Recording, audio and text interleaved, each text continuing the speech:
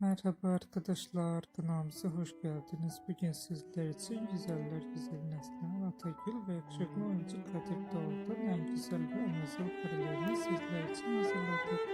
Neslihan Atagül ve Kadir Doğulu çifti Fatih Harbiye dizisinde birbirlerini sevmiş ve evlenmiştiler.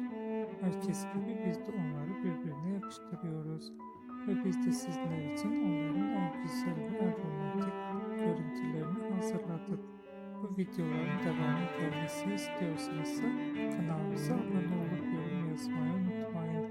Kanalımızda daha birçok video bulabilirsiniz. Bizi izlemeye devam edin. Herkese teşekkür ederiz.